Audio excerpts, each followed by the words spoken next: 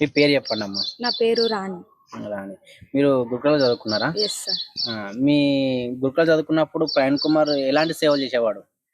నేను నా 10th వరకు government school, inter to PG వరకు నేను సోషల్ వెల్ఫేర్లోనే చదివిన. ఓకే. అయితే నేను చదువుతున్నప్పుడు సార్ సెక్రటరీగా పనిచేసేవాడు. ఇంకా సారు చాలా డెవలప్మెంట్స్ చేయడం జరిగింది. అంటే ఓకే. ఓకే.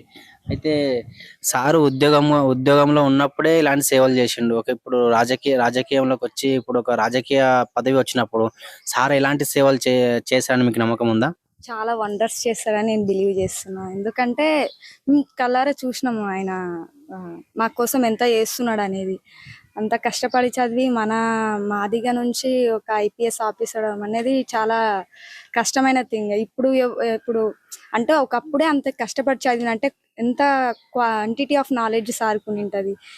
అతని ఇట్లా రియాలిటీ లైఫ్ లేకొచ్చి మనకి ఒక నాయకుడై, నిజమైన నాయకుడై నిలబడితే మనకు చాలా వండర్స్ జరుగుతాయని నేను బిలీవ్ చేస్తున్నాను. అదే మరి ఈ ప్రాంతాన్ని సార్ ఏదంటుండంటే ప్రపంచ పటంలో నాగరికర్నూల్ ప్రాంతాన్ని నిలబెడతా అంటున్నారు. అందుకనే మీ వంతు మీరు యాజ్ సేరోగా మీరు మీ ఉన్న వాళ్ళని గైడ్ చేస్తారా? ఖచ్చితంగా గైడ్ చేస్తాం. ఒకప్పుడు లీడర్స్ స్వాతంత్రం కోసం మన భారతదేశాన్ని చాలా స్ట్రగుల్ చేసారు. అంటే ఇప్పటికి మనం తలుచుకుంటాం, వేరే కంట్రీస్ కూడా మన లీడర్స్ని గుర్తుపెట్టుకున్నారు. ఇప్పుడు సారు రాజకీయాలకు వస్తే సార్ను కూడా ప్రతి ఒక్కరు గుర్తుపడతారు. ఎందుకంటే ఆయన డెవలప్ ఖచ్చితంగా చేస్తాడు. ప్రపంచ పటంలో మనది కూడా ఒక స్థాయిలో ఒక గుర్తింపు పొందుతుంది అని నేను అనుకుంటున్నాను.